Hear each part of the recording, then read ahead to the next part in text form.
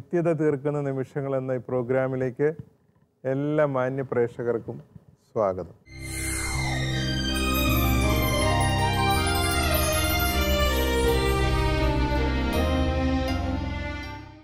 ആയിരത്തി 1995 പുറത്തിറങ്ങിയ വന്ദനം എന്ന ക്രിസ്ത്യൻ ഡിവോഷണൽ ആൽബത്തിലെ പാട്ടാണ് നമ്മൾ തിരഞ്ഞെടുത്തിരിക്കുന്നത്. ഒരു നിമിഷം പൊതിതീരെ തിരുമുഖം കണ്ടു. ഇതിൻ്റെ സംഗീത സംവിധാനം നിർവഹിച്ചിരിക്കുന്നത് ടോമിൻ തച്ചങ്കരിയാണ്. ഇത് ഒറിജിനൽ സൗണ്ട് ട്രാക്ക് പാടിയത് പ്രസിദ്ധ ഗസൽ ഗാനാലാപകൻ ഹരിഹരനാണ്. നമുക്ക് ഈ പാട്ടൊന്ന് കേട്ടു നോക്കാം.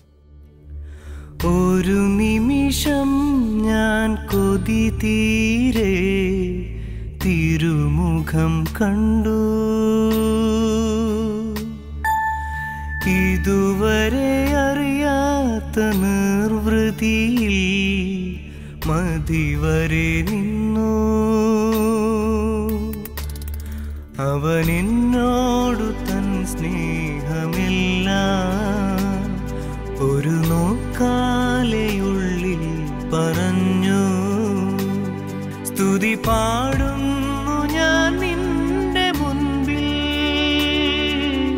ഒരു നിമിഷം ഞാൻ കൊതി തീരെ തിരുമുഖം കണ്ടു. ഇതുവരെ അറിയാത്ത നിർവൃതിയിൽ മതിവരെ നിന്നു.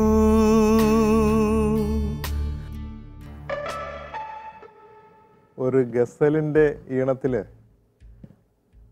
തീർച്ചയായിട്ടും അതിനേക്കാൾ അർത്ഥമുള്ള ഒരു വരികൾ തന്ന അച്ഛന് ഈ എപ്പിസോഡിലേക്ക് സ്വാഗതം. ഒരു ഗസൽ ട്യൂണിൻ്റെ മുഴുവൻ വശ്യതയിലേക്കും അച്ഛൻ ഇഴുകിയിറങ്ങിയ ഒരു വരികളാണ് ഞങ്ങൾക്ക് ബോധ്യമായി. ഈ ഈശ്വരൻ എന്ന് പറയുന്ന സൗന്ദര്യത്തിൻ്റെ സാക്ഷാത്കാരവും പൂർണ്ണതയാണ്. അങ്ങനെയുള്ള ഈശ്വരനെ കൊതി തീരും വരെ ഒരൊറ്റ കാഴ്ച കൊണ്ട് കൊതി തീർന്നോ? എന്ത് കാഴ്ചയായിരുന്നു വെച്ചാൽ ഒരു നിമിഷത്തെ കാഴ്ച പോലും അഗാധമായ ഒരു നിർവൃതിയിലേക്ക് നമ്മളെ നയിക്കാൻ കഴിയുന്ന ഒന്നാണ്. കാഴ്ചയല്ല പ്രധാനപ്പെട്ടത്, കാഴ്ചയിൽ നിന്നുണ്ടായ നിർവൃതിയാണ് പ്രധാനപ്പെട്ടത്. അതുകൊണ്ടാണ് ഒരു നിമിഷം ഞാൻ കൊതി തീരെ തിരുമുഖം കണ്ടു, ഇതുവരെ അറിയാത്ത നിർവൃതിയിൽ മതി വരെ നിന്നെന്ന് പറയുന്നത്. അപ്പോൾ ഒരു മനുഷ്യനെ സംബന്ധിച്ചിടത്തോളം ദൈവത്തെ കണ്ടുമുട്ടുക എന്ന് പറയുന്നത് അതൊരു ജീവിതത്തിലൊരു കണ്ടന്റ്മെന്റ് അല്ലെങ്കിൽ ഒരു സംതൃപ്തി കൊടുക്കുന്ന കാര്യമാണ്. ഈശോ പറഞ്ഞല്ലേ, നിങ്ങളറിയാത്ത ഭക്ഷണം എനിക്കുണ്ട്. ഭക്ഷണം എപ്പോഴും സംതൃപ്തി തരുന്ന ഒന്നാണ്. അപ്പോൾ എന്തിനെക്കുറിച്ചാണ് പറഞ്ഞതെന്ന് ചോദിച്ചാൽ, പിതാവായ ദൈവത്തെ അനുഭവിച്ച അനുഭവം യേശുവിനെ സംബന്ധിച്ചിടത്തോളം ഈ കണ്ടന്റ്മെന്റ് അല്ലെങ്കിൽ സംതൃപ്തി എന്ന് പറയുന്നത്. അപ്പോൾ ദൈവത്തെ കിട്ടിയ ഒരാൾക്ക്, ദൈവത്തെ കണ്ടുമുട്ടിയ ഒരാൾക്ക്, ദൈവത്തെ അറിഞ്ഞ ഒരാൾക്കുണ്ടാകുന്ന ജീവിതത്തിലെ ഒരു സംതൃപ്തിയുണ്ട്. ഈ സംതൃപ്തിയാണ് പിന്നീട് അങ്ങോട്ട് നിലനിൽക്കുന്നത്. അതാണ് ഈ നിർവൃതിയിൽ മതി വരെ നിന്നു എന്ന് പറയാൻ കാരണം. പിന്നെ മറ്റൊന്ന്, അത്ര വലിയൊരു കാഴ്ച അധികം നേരം കാണാൻ പറ്റില്ല എന്നുള്ള സത്യം. ഇപ്പം മോശ ദൈവത്തെ ദൈവ സാന്നിധ്യത്തിൽ അധികം നേരം നിൽക്കാൻ കഴിഞ്ഞില്ലല്ലോ. മാത്രമല്ല മോശയുടെ മുഖം കണ്ടവർ പോലും ഞങ്ങൾക്ക് മതിയെന്ന് പറഞ്ഞു. അപ്പോൾ അത്ര സംതൃപ്തി തരുന്നതും പൂർണ്ണമായ ഒരു കാഴ്ചയാണ്. അപ്പോൾ ആ കാഴ്ച അത് ദൈവ അനുഭവത്തിൻ്റെ ദൈവദർശനത്തിലൂടെ കിട്ടുന്ന ഒരു കാര്യമാണ്. ഒരു ദൈവാന്വേഷകൻ ദൈവത്തെ കണ്ടുമുട്ടി കഴിയുന്ന, അല്ലെങ്കിൽ തൃപ്തികരമായ രീതിയിൽ കണ്ടുമുട്ടി കഴിയുമ്പോൾ, അറിഞ്ഞു കഴിയുമ്പോൾ ഉണ്ടാകുന്ന ജീവിതത്തിലുണ്ടാകുന്ന ഒരു സംതൃപ്തി, ഒരു കണ്ടന്റ്മെന്റ്. പിന്നെ ആ വ്യക്തിക്ക് വേറൊന്നും വേണമെന്നില്ല. അത് ഇതുവരെ അറിയാത്തൊരു നിർവൃതിയാണ് ആ ആൾ കൊടുക്കുന്നത്. അപ്പം മറ്റ് നിർവൃതികളെല്ലാം ക്ഷണികമാണ്, കടന്നു പോകുന്നതാണ്. പക്ഷെ ഇതങ്ങനെയല്ല. അത് എനിക്ക് മതിവരെ എത്ര നാൾ വേണമെങ്കിലും കൊണ്ടുനടക്കാവുന്ന ഒന്നാണ്. എപ്പോഴും ഈശ്വരൻ്റെ കൂടെ ആയിരിക്കുമ്പോൾ സാന്നിധ്യാനുഭവത്തിൽ കൊണ്ടുനടക്കാവുന്ന ഒന്നാണ്. മാത്രമല്ല, ആ ഒരൊറ്റ കാഴ്ചയിലൂടെ മൗനത്തിൽ ദൈവം എന്നോട് സംസാരിച്ചു. ഒരു നോക്കാലെ ഉള്ളിൽ പറഞ്ഞു. തൻ്റെ സ്നേഹമെല്ലാം എന്നെ പറഞ്ഞറിയിക്കുന്നു. അത്രമാത്രം കമ്മ്യൂണിക്കേറ്റ് ചെയ്യാൻ കഴിയുന്ന ഒരു നോട്ടം. ആ നോട്ടത്തിൻ്റെ ആലിംഗന വലയത്തിൽ, നിർവൃതി അനുഭവത്തിൽ പിന്നീട് ജീവിതം അങ്ങ് മുന്നോട്ട് പോവുകയാണ്. അപ്പം ആ ദൈവത്തിൻ്റെ കൂടെയുള്ള ഒരു ജീവിതമാണ് പിന്നെ അങ്ങോട്ട്. അതാണ് അതിനുശേഷം പറഞ്ഞു പോകുന്നത്. ഞാനിതിൻ്റെ ഒന്ന് കൂട്ടിച്ചേർത്താൽ, ഈ ഗസൽ സംഗീതത്തിൽ ടീനേജേഴ്സിന് അവരുടെ കാമുകിയെ ഓർക്കുക, കുറച്ച് പ്രായക്കാർക്ക് അവരുടെ സഹധർമ്മിണിയെ ഓർക്കുക, കുറച്ചുകൂടെ ഒരു സാച്ചുറേറ്റഡ് ആയിട്ടൊരു ജീവിതം ദൈവദർശനം. അപ്പോൾ ആ ഒരു ദൈവത്തെ കണ്ടുമുട്ടിയ കാഴ്ച നമുക്ക് ഒരു നിമിഷം മതിയായിരിക്കും. ഇപ്പോൾ എനിക്കത് ക്ലിയർ ആവുന്നുണ്ട്. ഇത് ട്യൂണിലോട്ട് എഴുതിയാണോ അച്ഛോ? ട്യൂണിലോട്ട് എഴുതിയ പാട്ട്. ട്യൂണിലോട്ട് എഴുതി. ഇത് ഈ ഹരിഹരനെ കൊണ്ട് പാടിപ്പിക്കാനൊക്കെ ഉണ്ടായ ഒരു സാഹചര്യം എന്നാ വെച്ചാൽ അവർക്ക് അങ്ങനെ തീരുമാനിച്ച്? ഇത് നിർമ്മാതാക്കളാണല്ലോ അതെല്ലാം ചെയ്യുന്നത്. ഞാനൊരു ഗാനരചയിത എന്നുള്ള രീതിയിൽ ഈ പ്രോജക്റ്റിൽ സഹകരിച്ചു. എൻ്റെ സഹകരണം അത്രമാത്രം അവർ ആഗ്രഹിച്ചതുകൊണ്ട് സഹകരിച്ചെന്നുള്ളു. നമുക്കിതിൻ്റെ അനുപല്ലവി ഒന്ന് കേട്ടു നോക്കാം. ആത്മാർത്ഥമായി ഞാൻ ഹൃദയം തുറന്നത് തിരുമുൻപിൽ മാത്രമാണല്ലോ. ഒരു വേള ഉള്ളം നിറയെ ചിരിച്ചതും തിരുനാമം പാടിയാണല്ലോ. ഇനി എന്താകിലും സ്ഥിതി ഏതാകിലും വഴിമാറാതെ ഞാൻ നിൻ പിൻപേ വരും. എന്നെന്നും നിന്നോടു കൂടെ ഒരു നിമിഷം ഞാൻ കൊതി തീരെ തിരുമുഖം കണ്ടു. ഇതുവരെ അറിയാത്ത നിർവൃതിയിൽ മതിവരെ നിന്നു.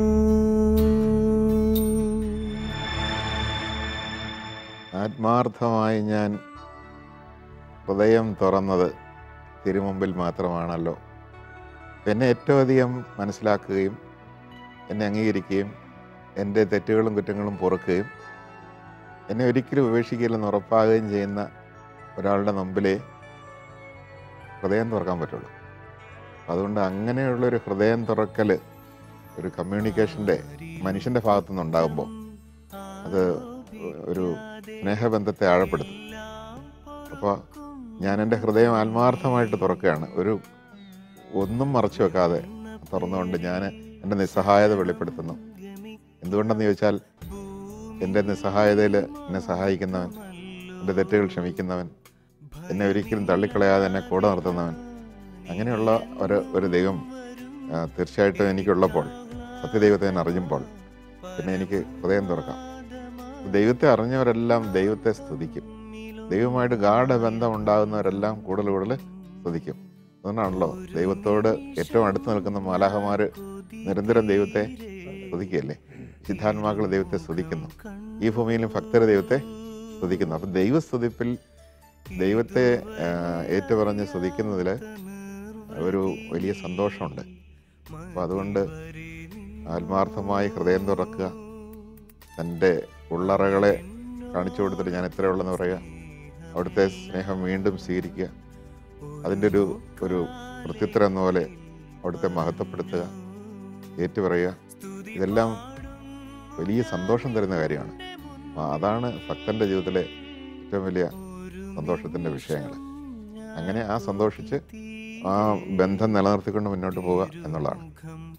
തിരുനാമം ഉച്ചരിക്കുന്നതിൽ മാത്രമേ എനിക്ക് സന്തോഷമുള്ളൂ എന്നൊരാശയം കൂടെ അതിനകത്ത് വരുന്നുണ്ടല്ലോ. വരുന്നു. എൻ്റെ യഥാർത്ഥമായ സന്തോഷം, ഞാനിതുവരെ പല സന്തോഷം അറിഞ്ഞിട്ടുണ്ട്, പക്ഷേ ഏറ്റവും ആഴമായ സന്തോഷം, ആത്മാവിനെ തൊട്ട് നിൽക്കുന്ന സന്തോഷം, തിരുനാമം പാടി അങ്ങേ സ്തുതിക്കുമ്പോൾ കിട്ടുന്ന സന്തോഷമാണ്. അങ്ങ് എന്നിൽ വന്ന് നിറയുമ്പോൾ കിട്ടുന്ന സന്തോഷമാണ്. കാരണം ഇസ്രായേലിൻ്റെ ദൈവം സ്തുതികളിൽ എഴുന്നള്ളി വസിക്കുന്നുവെന്ന് പറയുന്ന ആ സങ്കല്പം അല്ലെങ്കിൽ ആ ആശയം സ്തുതിക്കുന്ന ഒരാൾക്ക് അനുഭവപ്പെടും. സ്തുതിക്കുന്ന ഒരാളിലേക്ക് ദൈവകൃപ ഇറങ്ങി വരും. ദൈവകൃപയുടെ വലിയൊരു സുഖം കിട്ടും. ഈശോ തന്നെ പറഞ്ഞല്ലേ, ഹൃദയത്തിൻ്റെ തികവിൽ നിന്നാണ് അധരങ്ങൾ സംസാരിക്കുന്നത്. അപ്പോൾ ഒരു കാര്യം, ഹൃദയത്തിൻ്റെ കവാടമാണ് അധരങ്ങൾ എന്ന് വന്നില്ലേ. അപ്പോൾ ദൈവത്തെ സ്തുതിക്കാൻ വേണ്ടി തിരുസന്നിധി ഞാൻ ഹൃദയം തുറക്കുമ്പോൾ ദൈവചൈതന്യവും വരപ്രസാദവും എല്ലാം എന്നിലേക്ക് പരിശുദ്ധാത്മാവിലൂടെ ചൊരിയപ്പെടും. അപ്പോൾ അത് എന്നെ എന്നും നിലനിൽക്കുന്ന ഒരു സന്തോഷത്തിലേക്ക് എന്നെ നയിക്കും. ഞാൻ ഒരു കൗണ്ടർ ചോദ്യം കൂടി ചോദിച്ചോട്ടെ. അച്ഛൻ ഈ പാട്ടുകളൊക്കെ ഇങ്ങനെ എഴുതുന്ന സമയത്ത് അച്ഛന് ഇങ്ങനെ ഒരു അനുഭൂതി, ഒരു ദൈവദർശനത്തിൻ്റെ ഒരു സുഖം ഉണ്ടാവാറുണ്ടോ? അതോ ഈ വരികൾക്കിടയിലൊക്കെ എഴുതുമ്പോൾ ബുദ്ധിമുട്ടുണ്ടാവാറുണ്ടോ? അങ്ങനെയല്ല, നമ്മുടെ ജീവിതത്തിൽ ദൈവാനുഭവങ്ങളും ദൈവദർശനങ്ങളും ഒക്കെ ചെറുതാണെങ്കിലും ഉണ്ട്. ആ ഉള്ളതിനെ നമ്മൾ വാക്കുകളിലൂടെ ആവിഷ്കരിക്കുന്നു. പിന്നീട് ഇത് പാടി കേൾക്കുമ്പോൾ തീർച്ചയായിട്ടും വീണ്ടും ആ അനുഭവം തിരിച്ചു കിട്ടുന്നുണ്ട്. അല്ലെങ്കിൽ ഒരിക്കൽ ഉണ്ടായതും എപ്പം വേണേലും ഉണ്ടാകാവുന്നതുമായ ഒരവസ്ഥ വിശേഷം.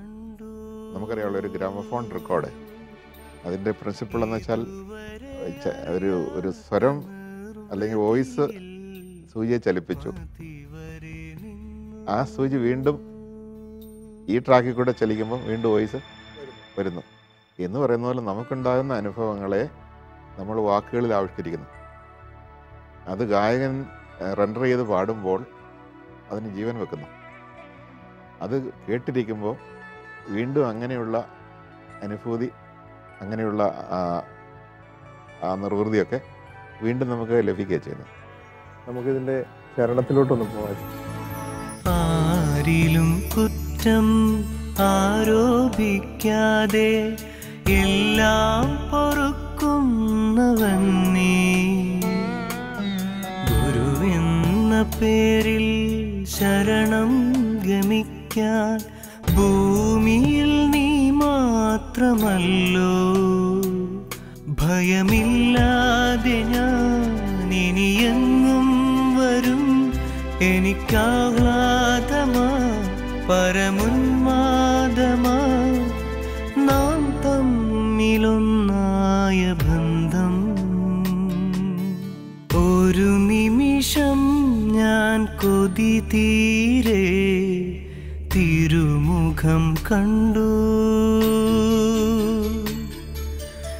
ഇതുവരെ അറിയാത്ത നിർവൃതിയിൽ മതിവരെ നിന്നു. അവൻ എന്നോടു തൻ സ്നേഹമെല്ലാം ഒരു നോക്കാലെയുള്ളിൽ പറഞ്ഞു. സ്തുതി പാടുന്നു ഞാൻ നിന്റെ മുൻപിൽ,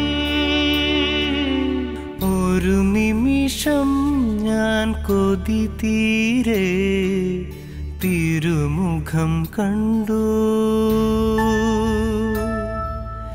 ഇതുവരെ അറിയാത്ത നിർവൃതിയിൽ മതിവരെ നിന്നു.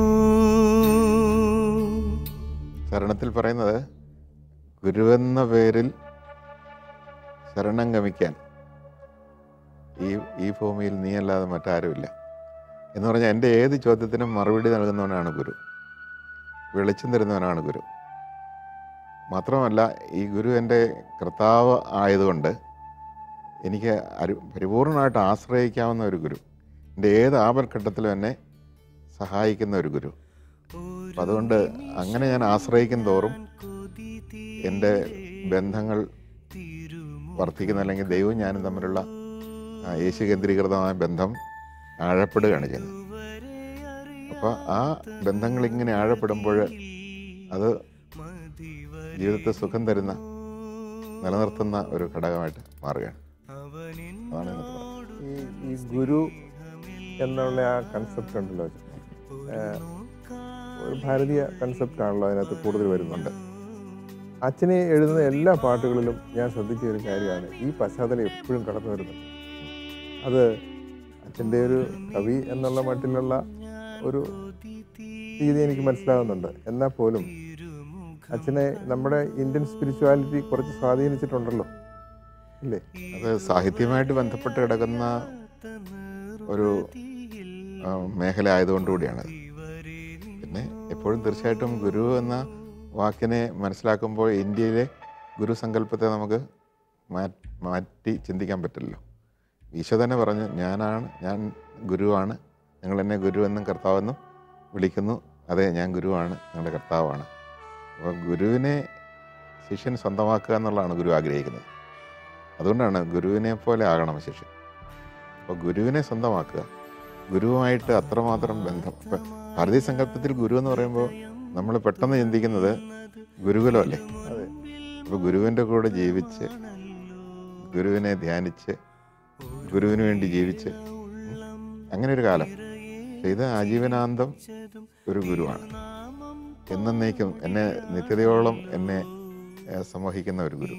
ആ ഒരു ഗുരുവിൻ്റെ കൂടെയുള്ള എൻ്റെ ജീവിതത്തിന് അത്രയും വലിയൊരു മാനമുണ്ട്. അതാണ് സന്തോഷത്തിൻ്റെ അടിസ്ഥാനമായിട്ട്. ഇതുമായിട്ട് വലിയ കമ്പാരിസൺ ഒന്നുമില്ല.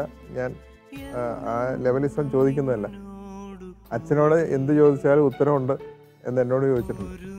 അപ്പോൾ എന്നാന്ന് വെച്ചാൽ ഉത്തരമുള്ള ഒരാളുടെ അടുത്ത് നിൽക്കാൻ നമുക്ക് സുഖമുണ്ട്. അപ്പോൾ അതാണ്. അപ്പോൾ ദൈവത്തിൻ്റെ അടുത്ത് നിൽക്കണേ എന്തായിരിക്കും അതിൻ്റെ ഒരു മനസ്സിൻ്റെ സുഖം.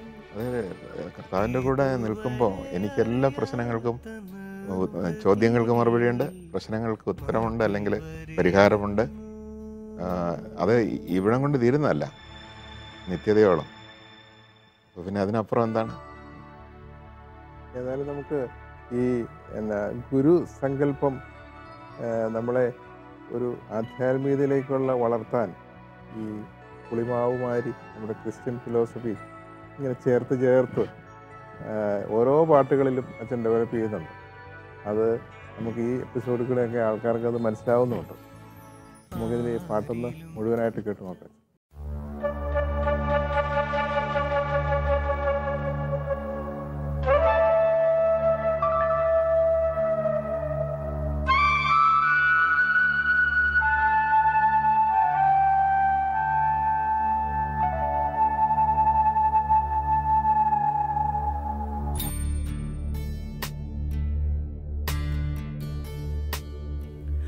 ഒരു നിമിഷം ഞാൻ കൊതി തീരെ തിരുമുഖം കണ്ടു.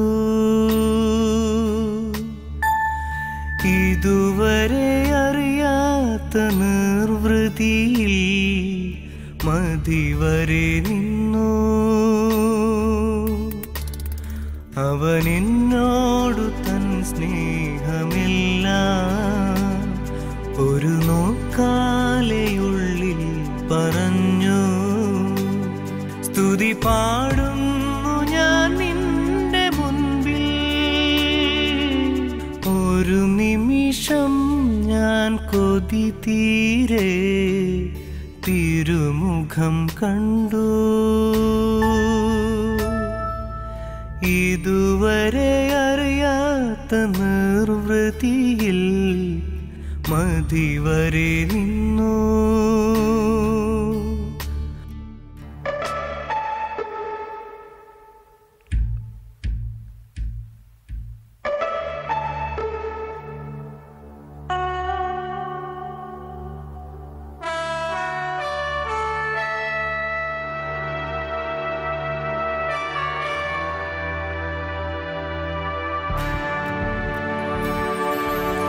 ആത്മാർത്ഥമായി ഞാൻ ഹൃദയം തുറന്നത് തിരുമുൻപിൽ മാത്രമാണല്ലോ.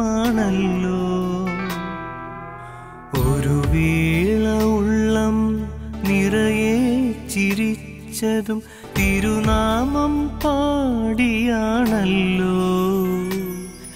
ഇനി എന്താകിലും സ്ഥിതി ഏതാകിലും വഴിമാറാതെ ഞാൻ നിൻ പിൻപേ വരും. എന്നെന്നും നിന്നോടു കൂടെ. ഒരു നിമിഷം ഞാൻ കൊതി തീരെ തിരുമുഖം കണ്ടു. ഇതുവരെ അറിയാത്ത നിർവൃതിയിൽ മതിവരെ നിന്നു.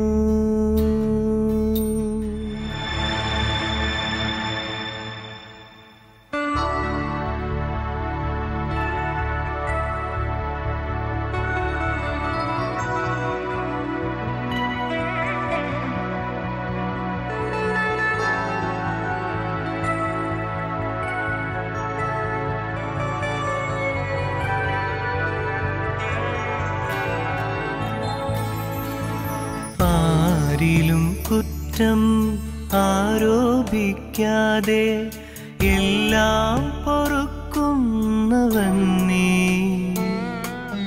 ഗുരുവെന്ന പേരിൽ ശരണം ഗമിക്കാൻ ഭൂമിയിൽ നീ മാത്രമല്ലോ. ഭയമില്ലാതെ ഞാൻ ഇനിയെങ്ങും വരും. എനിക്കാഹ്ലാദമാ പരമുന്മാദമാ നാം തമ്മിലൊന്നായ ബന്ധം. ഒരു നിമിഷം ഞാൻ കൊതി തീരെ തിരുമുഖം കണ്ടു. ഇതുവരെ അറിയാത്ത നിർവൃതിയിൽ മതിവരെ നിന്നു. അവൻ എന്നോടു തൻ സ്നേഹമെല്ലാം ഒരു നോക്കാലെയുള്ളിൽ പറഞ്ഞു. സ്തുതി പാടുന്നു ഞാൻ നിന്റെ മുൻപിൽ. ഒരു നിമിഷം ഞാൻ കൊതി തീരെ തിരുമുഖം കണ്ടു. ഇതുവരെ അറിയാത്ത നിർവൃതിയിൽ മതിവരെ നിന്നു. പാട്ട് മുഴുവനായിട്ട് കേട്ടപ്പോൾ എനിക്കൊരു ചിന്ത പെട്ടെന്ന് പുറകോട്ട് പോയി. ആരിലും കുറ്റം ആരോപിക്കാത്ത ഗുരു, അത് അച്ഛൻ നേരത്തെയും പ്രയോഗിച്ചിട്ടുള്ളതാണ്. അപ്പോൾ ഇവിടെ അത് എടുത്ത് വന്നിട്ടുണ്ട്. കാരണം എനിക്ക് ഏറ്റവും അധികം ആശ്വാസം തരുന്നത്, സാന്ത്വനം തരുന്നത് എൻ്റെ തെറ്റുകൾ എനിക്കെതിരെ ആരോപിക്കാത്ത ആ ക്ഷമയാണ്. അപ്പോൾ അത്രയ്ക്കും വലിയൊരു ക്ഷമ എന്ന് പറയുന്ന സ്നേഹമാണല്ലോ. അപ്പം എൻ്റെ തെറ്റുകൾ എനിക്കെതിരെ ആരോപിക്കാതെ സാരമല്ല മോനെ എന്ന് പറഞ്ഞുകൊണ്ട് എന്നെ സാന്ത്വനപ്പെടുത്തുന്ന ആ സ്നേഹമാണ് എന്നെ കൂടുതൽ ആഴത്തിലേക്ക് ബന്ധപ്പെടുത്തുന്നത്. അതാണ് ഇനി എന്തായാലും നിന്നെ വിട്ടുപിരിഞ്ഞുള്ള ഈ ഗുരുവിനെ പിരിഞ്ഞുള്ള ഒരു ജീവിതം എനിക്ക് ഇല്ല. എനിക്കതൊരു ഉന്മാദത്തിൻ്റെ അവസ്ഥയിലേക്ക് എന്നെ കൊണ്ടുപോകുന്നത്. എന്ന് പറഞ്ഞാൽ ഭക്തി ലഹരി എന്ന് നമ്മൾ പറയല്ലേ, അതുകൊണ്ടാണ് പരമോന്മാദമായി എന്നൊക്കെ ഉള്ളത് ചിലരൊക്കെ വിമർശിച്ചിട്ടുണ്ട്. ദൈവ സ്നേഹത്തിന് ഉന്മാദാവസ്ഥയുണ്ടോ? പരമോന്മാദമായ അവസ്ഥയാണ് അത്. സ്നേഹത്തിൻ്റെ ആഴത്തിൽ, ദൈവൈക്യത്തിൻ്റെ അനുഭവത്തിൽ അതുണ്ട്. അത് അതിലേക്കുള്ളൊരു വളർച്ച, അതാണ് നമ്മൾ ഉദ്ദേശിക്കുന്നത്. വിട്ടുപിരിയാതെ ഈ ഗുരുവിനെ പിരിയേണ്ട കാര്യമില്ല. എല്ലാം തികഞ്ഞൊരു ഗുരു, ആ ഗുരുവിനോട് കൂടെ ആയിരിക്കുന്ന ബന്ധം ഒരു പരമോന്മാദത്തിൻ്റെ അനുഭവത്തിലേക്ക് എന്നെ വളർത്തുന്നു എന്നുള്ളത്. എന്താണെങ്കിലും ഈ ഗുരുവിൻ്റെ പിറകെയുള്ള ഈ നടത്തത്തിൽ ആത്മനിർവൃതി ഉണ്ടെന്ന് നമ്മളെ പൂർണ്ണമായിട്ട് മനസ്സിലാക്കുകയും ആ ആത്മനിർവൃതിക്കൊരു ഒരു ഒരു ഒരു ഒരു വലിയ മേഖലയുണ്ടെന്നും നമ്മൾ അത് ഉന്മാദത്തിലേക്ക് എന്നൊക്കെ പറയാമെന്നും ഞങ്ങളെ മനസ്സിലാക്കിയത് അച്ഛൻ്റെ ഈ വരികളാണ്. അതിന് അച്ഛന് എല്ലാവിധ. ഈ എപ്പിസോഡ് ഇവിടെ പൂർണ്ണമാകുന്നു. അടുത്ത ആഴ്ച ഇതേ ദിവസം ഇതേ സമയത്ത് വീണ്ടും കാണുന്നവരെ എല്ലാ മാന്യ പ്രേക്ഷകർക്കും നന്ദി. ഒരു വേള ഉള്ളം നിറയെ ചിരിച്ചതും തിരുനാമം പാടിയാണല്ലോ. ഇനി എന്താകിലും സ്ഥിതി ഏതാകിലും വഴിമാറാതെ ഞാൻ നിൻ പിൻപേ വരും. എന്നെന്നും നിന്നോടു കൂടെ. ഒരു നിമിഷം ഞാൻ കൊതി തീരെ തിരുമുഖം കണ്ടു. ഇതുവരെ അറിയാത്ത നിർവൃതിയിൽ മതിവരെ നിന്നു.